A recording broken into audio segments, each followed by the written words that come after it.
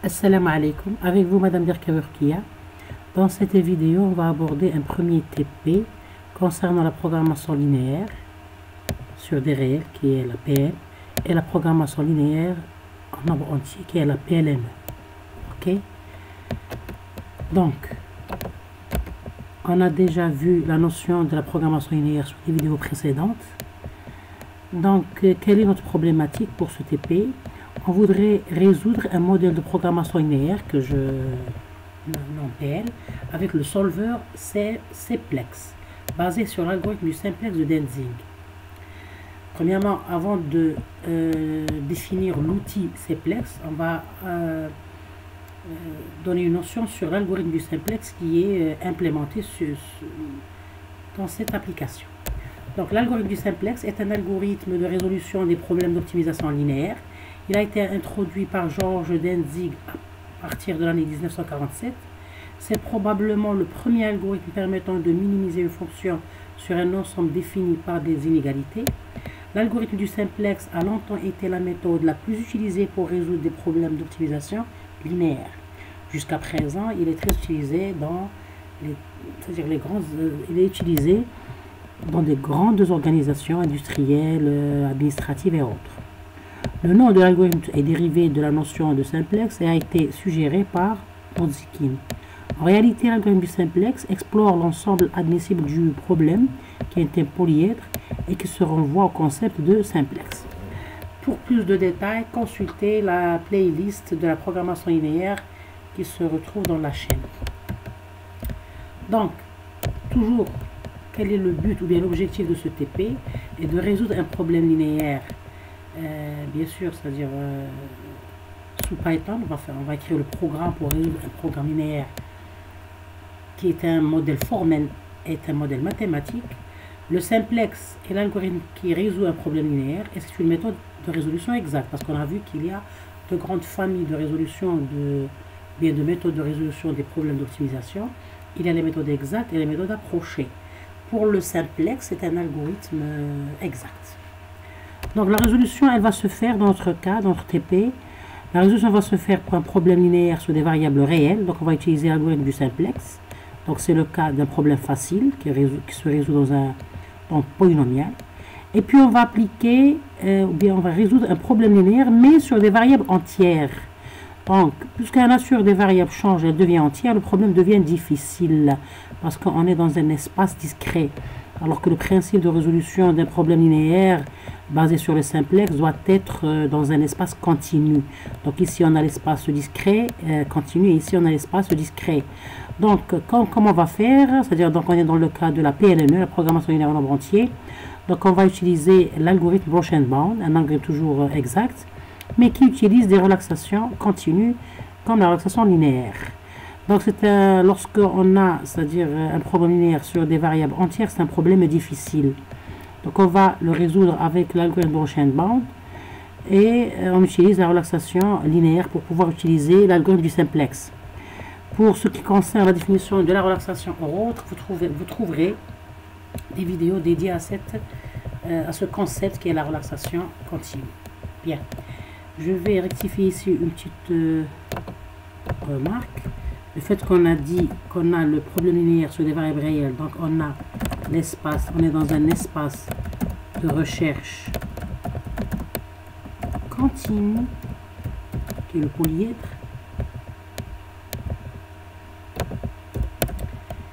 Et pour le cas du problème linéaire sur des variables entières, donc l'espace de recherche est discret, ok, discret, ce qui rend la résolution difficile parce que le principe de l'algorithme du simplex qui est créé par Dantzig était basé sur la notion de continuité.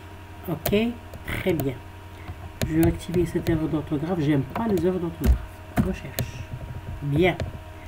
Donc c'est ça l'objectif d'un problème. On va implémenter un algorithme, on va implémenter la résolution en Python d'un problème linéaire. On va prendre un exemple et on va tester la résolution sur lorsque les variables sont réelles, donc lorsque l'espace de recherche est continu. On va faire la même chose lorsque les types de variables est entier. Bien. Donc, Cplex, c'est quoi? Le solver ou bien l'outil Cplex. C'est un outil d'IBM, donc on appelle ça IBM Cplex Optimizer. Donc on dit un solver ou bien un optimiseur. Donc IBM Cplex Optimizer, puisqu'il résout un problème linéaire d'optimisation. Donc IBM Cplex Optimizer est un solver de programmation mathématique haute performance pour la programmation linéaire, la programmation mixte en nombre entier et la programmation par contrainte. Donc vous voyez que cet outil il est très, c'est-à-dire on peut dire complet parce qu'il touche les trois grands axes d'optimisation linéaire. Il y a la programmation linéaire mixte où on a des réels et des entiers, et la programmation en nombre entier où on n'a que des nombres entiers, et aussi la programmation par contrainte.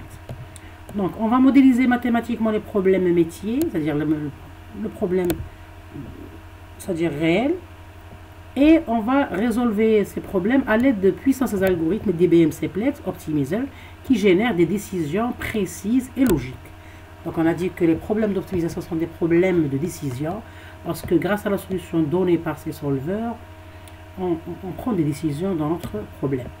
Donc la technologie de programmation mathématique de Cplex Optimizer permet une optimisation des décisions pour améliorer l'efficacité, réduire les coûts et augmenter la rentabilité. Donc Cplex Optimizer fournit des solvers de programmation mathématique flexibles et haute performance pour les problèmes de programmation linéaire, de programmation mixte en nombre entier, la programmation par contrainte et la programmation à contrainte quadratique. Donc ces solvers incluent un algorithme parallèle distribué pour la programmation mixte en nombre entier afin de tirer parti de plusieurs ordinateurs pour résoudre des problèmes difficiles.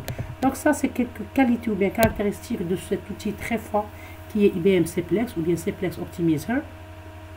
Parce qu'il est très, c'est-à-dire ouvert, parce qu'il résout des problèmes linéaires, des problèmes mixtes en nombre entier, des problèmes par contrainte et de la programmation à contrainte quadratique. Et aussi, il inclut le parallélisme avec un algorithme parallèle distribué pour pouvoir faire l'exécution sur plusieurs ordinateurs. Donc, il utilise le concept de parallélisme qui est un concept très utilisé pour minimiser la complexité algorithmique. Donc, il permet, grâce à cet outil, prenez de meilleures décisions en utilisant Cplex Optimizer pour déterminer la meilleure solution à vos problèmes dans divers domaines. Donc, vous voyez que le Cplex est un outil très utilisé dans le domaine industriel pour résoudre des problèmes parce qu'il est performant et il est efficace. Bien. Donc, bien sûr, pour pouvoir implémenter ou bien utiliser l'algorithme du Cplex en utilisant le Python, on va utiliser une bibliothèque qui est intégrée dans Python. On utilise les modules et les fonctions de la bibliothèque qui s'appelle Docplex. C'est quoi la bibliothèque Docplex? Cette version de Cplex Optimization Studio est livrée avec IBM Decision Optimization, Cplex Modeling for Python, également appelée Docplex. Donc c'est une version, la bibliothèque Docplex, c'est la librairie ou bien la bibliothèque qui contient les modules pour c'est-à-dire les modules Cplex, qui est le solver pour résoudre un problème linéaire. Donc Docplex est une bibliothèque composée de deux modules, une modélisation pour la programmation mathématique pour Python avec docplex.mp, voyez. Donc pour la programmation mathématique linéaire ou autre, c'est-à-dire linéaire ou bien linéaire en mix ou en entier, la bibliothèque s'appelle docplex.mp. Ok, c'est-à-dire Mathematical Programmation. Et il y a le deuxième module, la modélisation pour la programmation par contrainte pour Python avec la bibliothèque docplex.cp, Constraint Programming. Vous voyez, donc on a deux modules très importants dans la bibliothèque Docplex. Un module pour la programmation mathématique linéaire, ou bien en nombre entier, ou bien c'est-à-dire quadratique. Et on a aussi un module pour la programmation par contrainte, Constraint Programming. Ok. Donc, par exemple, pour le module programmation par contrainte ou bien Constraint Programming, votre deuxième module, autre que technique d'optimisation, bien sûr, je parle du master MICRE, vous pouvez utiliser, c'est-à-dire cette bibliothèque pour le cas où vous avez des problèmes linéaires, bien des programmes mathématiques, ou bien lorsque vous avez le modèle CP. Donc, la bibliothèque est installée dans le répertoire de Python, donc rep install Python, et bien sûr, on a une documentation qui se retrouve dans rep install doc HTML Bien sûr, chaque bibliothèque a sa documentation intégrée dans le Python pour pouvoir mieux comprendre l'utilisation de cette bibliothèque et aussi les différents modules qu'elle contient. Bien. Donc Docplex est une bibliothèque de modélisation Python dédiée à l'optimisation. Elle est compatible avec les bibliothèques NumPy et Pandas. Elle est disponible à partir des gestionnaires de paquets PyPy ou Conda. Ok, ça c'est sur le plan technique. Donc l'environnement Decision Optimization prend actuellement en charge Python 3.10. La version par défaut est Python 3.10 pour Docplex. Vous pouvez modifier cette version par défaut dans l'onglet Environnement du panneau de configuration d'exécution de Python à partir du panneau d'information présentation. Le flux de travaux de base permet donc de créer un modèle Docplex Python dans Decision Optimization et de l'examiner dans différents scénarios et le suivre. C'est-à-dire le fait que on va utiliser ces modules pour résoudre un problème mathématique, c'est-à-dire comment dirais-je, la stratégie méthodique pour utiliser cette bibliothèque est la suivante. Premièrement, les différents modules de Docplex permettent de créer un projet, d'ajouter des données au projet, d'ajouter une expérimentation Decision Optimization. Si un scénario est créé par défaut dans l'interface utilisateur de l'expérimentation, sélectionnez et importez vos données dans le scénario, créez ou importez votre modèle Python, exécutez le modèle pour le résoudre et explorer la solution, copiez le scénario et modifiez les données dans le contexte du nouveau scénario, résolvez le nouveau scénario pour voir l'impact des modifications apportées aux données. Ça, c'est-à-dire, comment dirais-je, le flux de travaux, c'est-à-dire la séquence, bien le séquencement, bien les différentes options c'est-à-dire de base qui permet de créer un modèle avec Docplex et de le traiter. Ce sont ça les différentes options à partir de la création d'un projet jusqu'à trouver la solution et la discuter. Donc, on aura l'occasion de tester toutes ces opportunités de Docplex, bien sûr. Donc, dans mon cas, la méthodologie de résolution, dans notre premier TP, on va premièrement donner un problème, un exemple, on va le décrire. On va décrire ce problème à résoudre. Une fois qu'on va le décrire, c'est-à-dire on va l'analyser, on va utiliser l'optimisation des décisions pour résoudre ce problème. Donc, l'étape 1, on doit télécharger la bibliothèque Docplex. Bien sûr, on parle du TP, donc on doit avoir cette bibliothèque sur notre machine. Deuxièmement, on doit avoir le modèle à résoudre, donc on doit modéliser les données en respectant les concepts du modèle d'optimisation.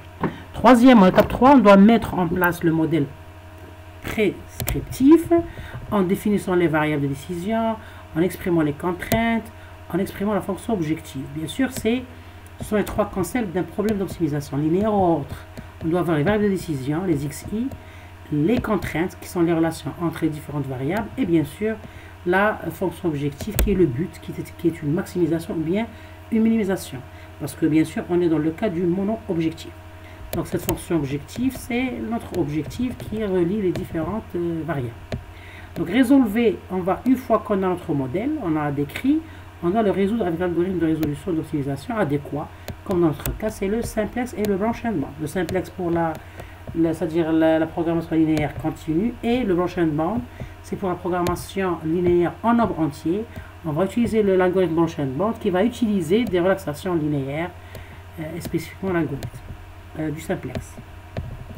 Donc l'étape 4, on va étudier la solution et interpréter sa qualité sur le plan précision et complexité. Bien sûr, une fois qu'on aura implémenté notre modèle, on va le résoudre, on aura la solution du problème, on doit la discuter et l'interpréter pour bien sûr voir sa qualité, la qualité de la solution, est-ce qu'on l'accepte ou non.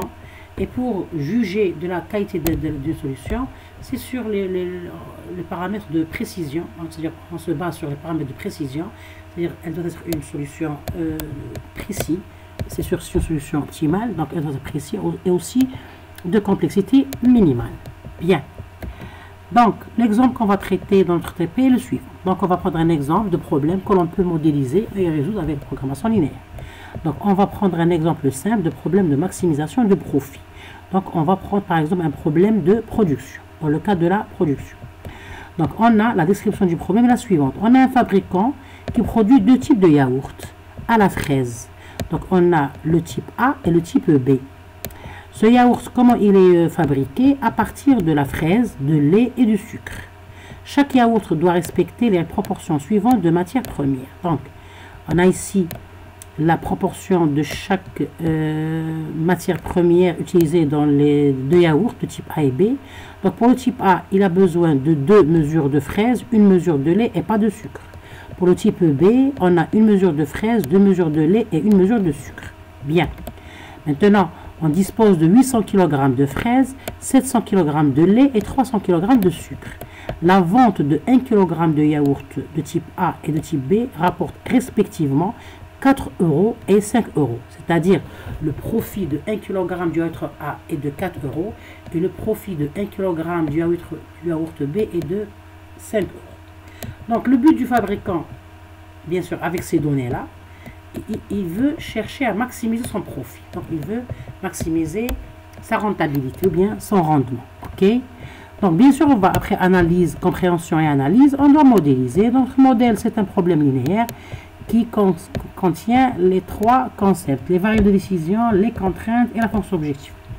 Donc les questions qui se posent pour ressortir les différents concepts du modèle sont les suivantes. Sur quelle quantité peut-on travailler? Donc ici, c'est pour ressortir les variables de décision.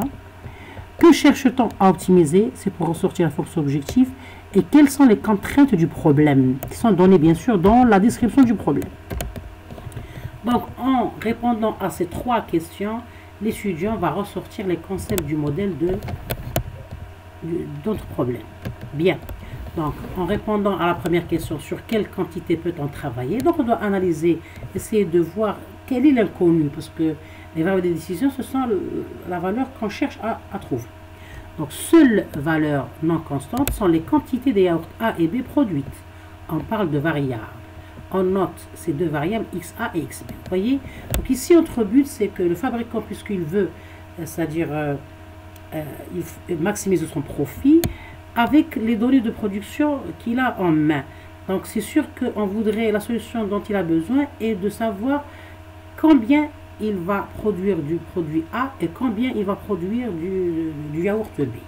C'est-à-dire combien il va quelles sont les quantités à produire pour le yaourt de type A et quelles sont les quantités à produire pour la quantité du yaourt B. Donc ces 2 expressions sont la sémantique des 2 variables de décision XA et XB.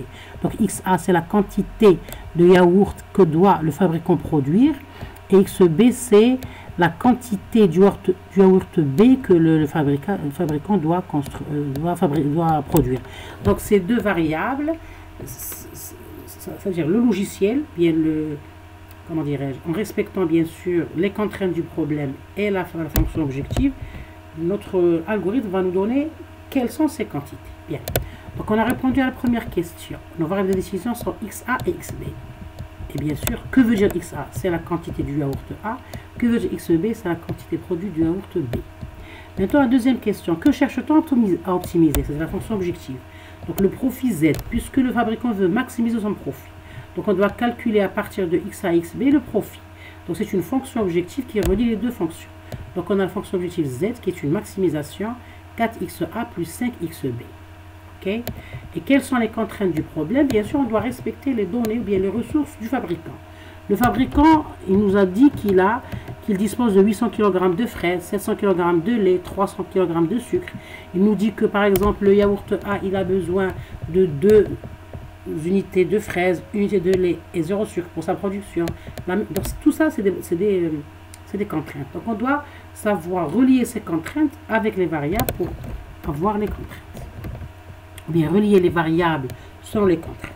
Donc ici, quelles sont les contraintes du problème? Donc on a 2 quantités de XA plus une quantité du XB est inférieure à 800 parce qu'on a ici, vous voyez, on a 800 kg de fraises et on a su que pour le produit A, on a besoin de 2 unités et pour le produit B, on a 1 unité de fraises. Donc c'est sûr que si on va multiplier 2 avec la quantité du yaourt produit et 1 avec la quantité XB, elle ne doit pas dépasser, c'est-à-dire la quantité de fraises qu'on a en main, bien que le fabricant a en main. La même chose pour la deuxième contrainte qui concerne le lait. XA plus 2XB est égal à 700. Et bien sûr, la troisième contrainte, elle concerne la matière première sucre. Donc XB doit être inférieur ou égal à 300. Et bien sûr, puisqu'on parle de quantité, c'est des variables positives, supérieures ou égales à 0. Donc c'est les variables de positivité. Bien. Donc on remarque ici que notre modèle, il est sous des variables, c'est un problème linéaire, sous des variables continues, supérieur ou égal à 0. Donc on est dans le cas d'un problème linéaire continu, donc on peut très bien le résoudre avec les, bien sûr, avec les, comment dirais-je, avec le simplex. Mais on va voir dans notre TP qu'on va changer ces variables et les rendre entières pour pouvoir utiliser le branche algorithme. Donc, le modèle obtenu est le suivant. On a une fonction objective qui est une maximisation et on a les contraintes. Avec bien sûr les contraintes de positivité, bien d'intégrité. Bien. Donc, c'est sûr que chaque problème d'optimisation, entre autres problèmes linéaires, il a un espace de recherche qui est l'intersection des espaces de recherche de chaque contrainte. Donc, ici, puisque les contraintes sont linéaires, donc on a des droites.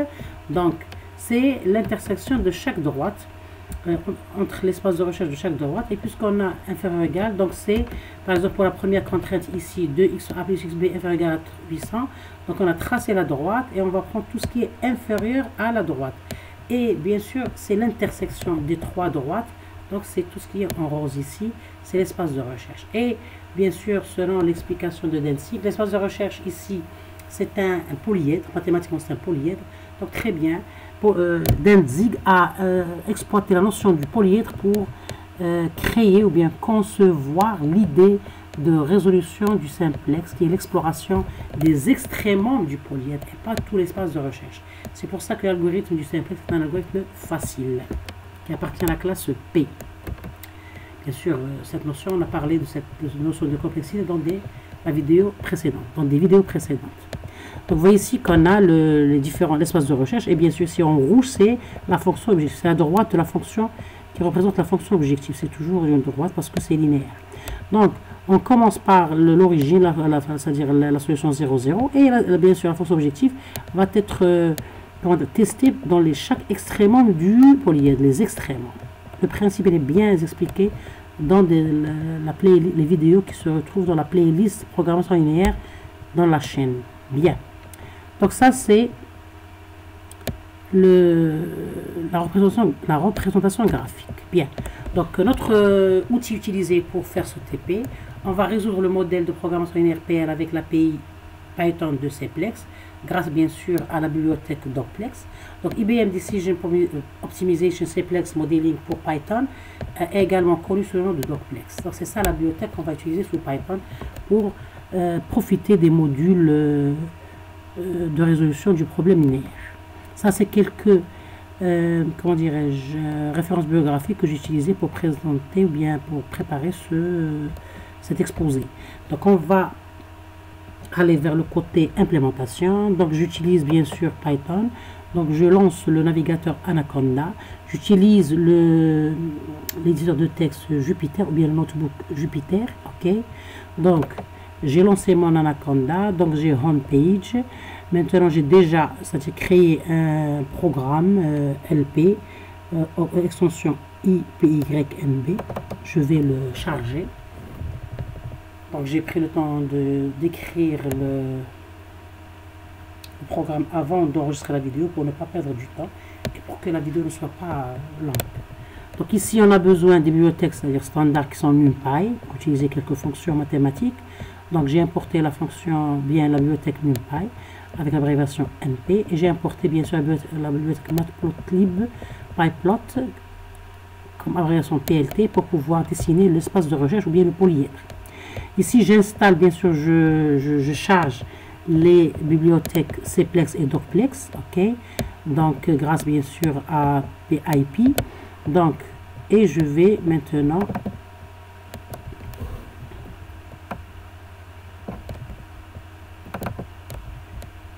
voir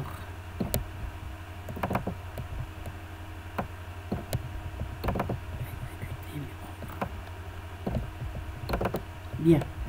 Donc c'est ça les bibliothèques que j'ai utilisées. Donc j'ai utilisé les bibliothèques NumPy, Matplotlib, Cplex et Docplex. Donc de la bibliothèque Docplex, j'ai pas besoin de tous les modules, j'ai besoin du module pour pouvoir générer mon modèle. Donc from docplex.mp, donc je suis dans le cas de la programmation mathématique et pas de la programmation CP, c'est-à-dire Constraint Programming. Donc je vais importer le modèle MP, parce qu'on a dit que La bibliothèque docplex, on l'a vu tout à l'heure, que la bibliothèque docplex, elle contient deux modèles. Le modèle docplex.mp pour la programmation mathématique et le modèle docplex.cp pour la programmation par contrainte. Dans notre cas, on est dans le cadre de la programmation mathématique, donc on va utiliser ou bien importer le module docplex.mp modèle import modèle. Donc ici, je vais créer une instance du modèle avec n. Donc m, c'est une instance du modèle, donc j'utilise le modèle name égale exemple ps, c'est un exemple d'un programme linéaire.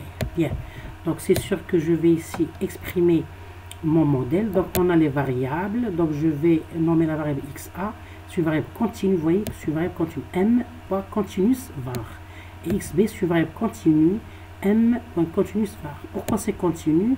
On a vu dans le modèle, premier modèle généré, que les xi étaient supérieurs à 0, vous voyez, donc c'est continu.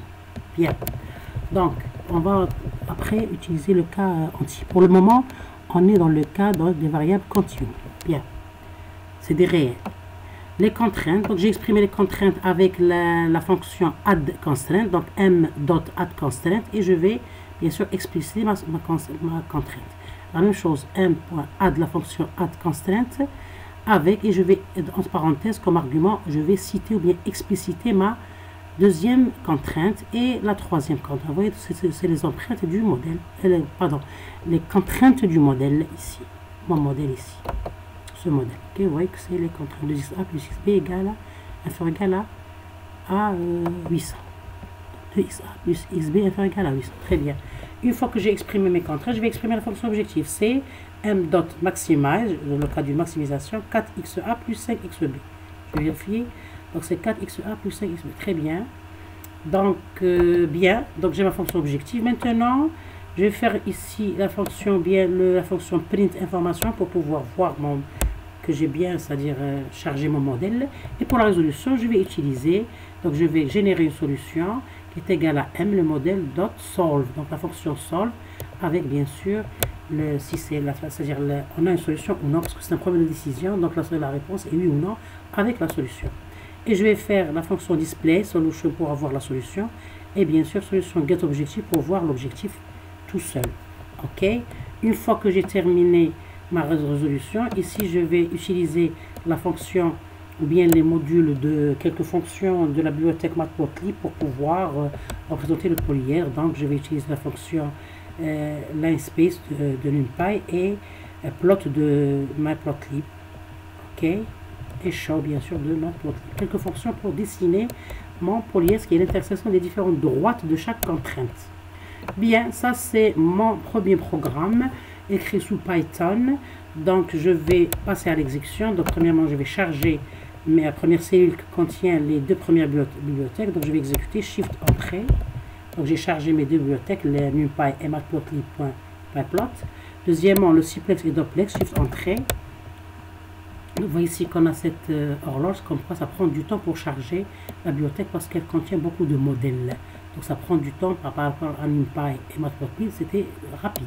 Ici vous voyez que ça prend du temps parce que c'est trop chargé. On a beaucoup de modèles de résolution, beaucoup d'algorithmes. Puisque pour le NumPy et matplotlib, c'est des fonctions mathématiques qui sont peu chargées par rapport aux algorithmes de résolution. Donc vous voyez ici, requirement, already satisfied, Cplex in. Donc il me montre la version du package et aussi les chemins. Très bien. Maintenant, je vais importer le modèle docplex.mp, qui est le modèle de résolution des problèmes mathématiques. Donc je vais Shift Entrée, je vais exécuter cette cellule qui me permet d'importer la classe modèle. Très bien, donc c'est bon. Maintenant, je vais aller à la génération des variables et des contraintes, des variables, puis la génération des contraintes. Vous voyez ici, docplex.mp linéaire constraint. Donc, il me donne la dernière contrainte, c'est une contrainte d'inférieur égal less, c'est-à-dire LE, et comme B, c'est 300. Très bien. La fonction objectif, je générer la fonction objectif, Shift Entrée. Très bien. Et puis, je vais imprimer print information. Je vais imprimer mon modèle. Vous voyez, mon modèle, il s'appelle exemple.pl. comme number of variables, 2. Binary, donc c'est des variables binaires, c'est-à-dire 0, 1, non. C'est des variables integer, non. C'est des variables continuous. Donc on a deux types de variables de type continu. Number of constraints, on a 3 variables. Linéaire, on a 3 variables contraintes linéaires, de type linéaire. Et puis les paramètres, on va prendre des paramètres par défaut, parce qu'on pouvait spécifier les paramètres. Dans notre cas, les paramètres sont par défaut, c'est de l'algorithme. Objectif, c'est une maximisation, et le problème est de type LP, c'est-à-dire linear programming. Bien, maintenant, on va passer à la résolution. Vous voyez, on a la résolution ici, la version identifier, les différents paramètres qui sont par défaut, le temps d'exécution, etc. Et puis donc, un modèle use LP has 2 rows, 2 columns and 4 no zero. Ici, il parle de la matrice qui représente notre LP. Parce qu'on va voir, on a vu dans d'autres vidéos sur le problème linéaire qu'il a une représentation matricielle. On a des lignes de colonnes de chaque contrainte. Donc on a 2 rows, 2 columns and 4 no zero. Maintenant les différentes itérations. Donc on est ressorti à l'objectif qui est égal à 2200 et la solution optimale x1 égale à 300 et x2 égale à 200. Ça c'est les noms c'est-à-dire de l'algorithme. Il utilise x1 et x2. Dans notre cas, x1 c'est le xa et x2 c'est le xb. Ok, on pouvait écrire une petite procédure pour changer les noms. Donc l'objectif c'est 2200. Vous voyez, c'est la solution optimale. Pour pouvoir, c'est-à-dire vérifier cette solution, on peut utiliser un solver, c'est-à-dire un solver, comment dirais-je, un solver online du simplex qui s'appelle PHP simplex. D'accord, c'est un solver online écrit en PHP. Donc on va le lancer et on va c'est-à-dire lui donner le même modèle pour voir qu'on va obtenir la même solution. L'objectif 2200 et la solution x1 égale à 300, x2 égale à 200. Donc on va lancer ce PHP simplex, on va le charger bien sûr en lançant le Google Chrome, le navigateur Google Chrome, pour chercher le solver simplex online qui s'appelle PHP simplex. Vous voyez, donc c'est ce solver online. Donc je vais le lancer. Donc il me donne simplex, oui c'est le simplex. Combien on a de variables? On a 2 variables. Combien on a de contraintes? On a 3 contraintes. Je continue. Donc c'est une maximisation. Les fonctions objectives, je vais vérifier ici, c'est 4xa plus 5xb. Donc je vais donner 4 ici. 4 et ici on va donner 5. Bien. On va aller vers les contraintes. Qu'est-ce qu'on a ici? 2xa, xb et 800. 2, 1 et 800. 2, 1, ici 800. Pour la deuxième contrainte, on a 1, 2 et 700. Vous voyez que je suis en train de prendre les... Ici on a 1, c'est une matrice.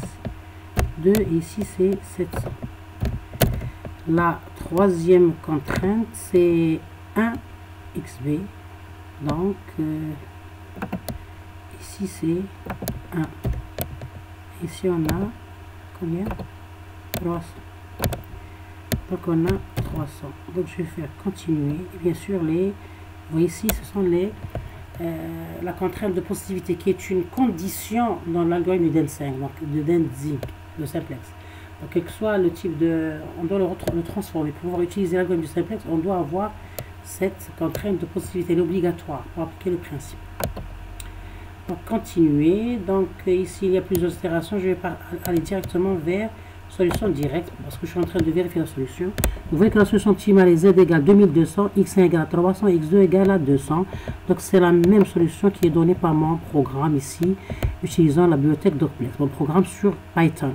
Donc, on a x1 égale à 300, x2 égale à 200 et on a l'objectif 2200. Donc, j'ai vérifié ça avec le solver online PHP simplex qui est c'est-à-dire qui a donné la même solution. Ici, est-ce qu'on peut voir ici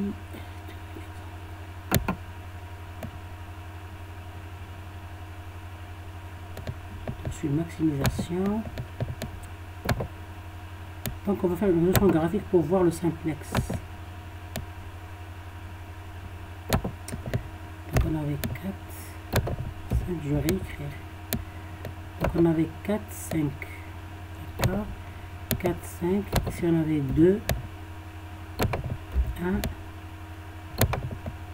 1 et 800. Ici on avait 1, 2, 700. Et ici 1, 300. Très bien. Continuez. On va voir la résolution graphique. Donc vous voyez que c'est le même schéma qu'on avait ici dans notre PowerPoint. C'est le même espace de recherche qui est le polyèdre. Vous voyez, donc c'est le même schéma. Et ici, très bien, c'est le même schéma. C'est un polyèdre, c'est en vert. C'est le même comme un polyèdre ici en rose. Vous voyez, très bien. Donc il a donné le même polyèdre qui est là en graphique. Ça, c'est la résolution géométrique. Donc il a donné comme solution, bien sûr, en vert, x1 égale à 300, x2 égale à 200, et l'objectif c'est 2200. Ce qu'on dit ici en vert, c'est le point dont on trouve la solution. On a une seule solution qui est 300 et 200 pour le x et 2200 pour l'objectif. Très bien. Donc mon programme, il est correct puisque il est bien écrit. J'ai bien importé mes bibliothèques, bien résolu, donc très bien. Donc ça, c'est bien. On a créé un premier programme Python avec la bibliothèque Docplex pour résoudre un problème linéaire sur des variables réelles, d'accord. Je vais ici, j'ai utilisé une petite présentation pour pouvoir présenter le polyèdre. Je vais exécuter, donc vous voyez que j'ai ici mes trois droites. Droite XB inférieur égale à 300, on a les autres droites, et bien sûr le polyèdre c'est tout cet espace là en blanc, donc j'ai pas eu le temps de le colorer. Donc c'est cet espace là, l'intersection des trois droites, puisqu'on a inférieur égal, donc c'est l'espace ici vers inférieur. Bien. Donc je vais faire une petite, je vais bien sûr fermer ce LP, donc quitter. Je vais je vais recharger le même programme, mais je vais changer dans mon modèle le type des contraintes. Au lieu d'avoir des contraintes, donc le même programme, au lieu d'avoir plutôt les types des ici les types des variables qui sont des types continuous, je vais prendre des variables integers, c'est-à-dire entières. Donc je vais rentrer dans le cas de la programmation linéaire en nombre entier, qui est un cas, on a dit, difficile. Donc la PLNE, bien la programmation linéaire en nombre entier, on utilise l'algorithme Bosch-Bond qui utilise la relaxation continue linéaire. Donc je vais enlever le cas où les variables sont continues et je vais prendre le cas où les variables sont, comment dirais-je, sont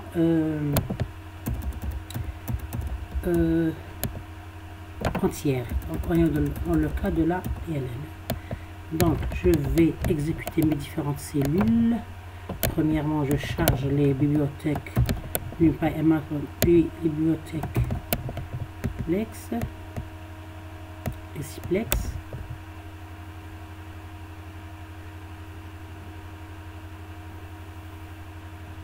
Donc, requirement already satisfied. Donc, le chargement est réussi. J'attends qu'il se termine. Vous voyez ici qu'on a cette prière, c'est terminé.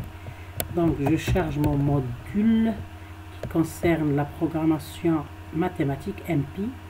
Puis, je charge mes variables, mes contraintes, ma fonction objective. Et puis, je vais voir les informations. Donc, c'est sûr que les informations vont changer. Pourquoi? Vous voyez ici qu'on a number of variable 2, binary 0, integer 2, continue 0. Donc, le type de la programmation linéaire en nombre entier. On a integer, des variables integer de type entier. Nos contraintes 3 sont des contraintes linéaires. Et on a les paramètres par défaut, les objectifs maximize. Vous voyez, le type de problème, c'est MILP. Donc, c'est un Mathematical Integer Linear Programming. Donc, on est dans le cas de la programmation linéaire en nombre entier. Mathematical M, c'est Mathematical, I, c'est Integer, L, linéaire, et P, c'est Programming. Donc, le cas de la programmation linéaire en nombre entier. Donc, la résolution est différente. C'est avec le Bosch-Bond. Donc, on utilise toujours la méthode solve, mais pour le modèle MILP. Parce que tout à l'heure, c'était un modèle LP, Linear Programming tout court. Donc, Shift Entrée. Donc, vous voyez que la résolution, elle est différente. Donc, version identifier, ça a les paramètres, etc. Donc, mes IP period alimentation row. Donc vous voyez qu'ici on utilise un branchement. Vous voyez root relaxation solution. Donc on a la relaxation qui commence de la racine et on commence à résoudre. Donc on utilise un PLN, on utilise un PL avec relaxation. Donc globalement la relaxation c'est quoi? Si on utilise ces contraintes d'intégrité, on ajoute que le XI, XA, c'est-à-dire pour le cas de XI, XB entier. Donc on ajoute XA, XB entier. Donc c'est un PLNE. Pour pouvoir utiliser la relaxation, on enlève cette côté PLNE, mais dans l'arbre de recherche de l'algorithme d'enchaînement. Pour mieux comprendre cela, je vous envoie vers les vidéos dans la playlist méthode d'optimisation sur le branchement, c'est bien expliqué. Bien, donc vous voyez qu'ici, parce que la recherche elle est arborescente, donc on a une racine qui contient la relaxation du problème réel, qui est un problème PLNE, et on va bien sûr générer des nœuds. Ici, vous voyez, donc on a l'objectif, les nœuds, best initiated, best bound. C'est-à-dire ça, c'est le tableau qui explique la stratégie du branchement. On aura l'occasion de la voir dans le TP2. Donc, et il a trouvé la même solution entière, x1 égale à 300, x2 égale à 200, et l'objectif 2200, comme c'était le cas pour, bien sûr, le PHP simplex.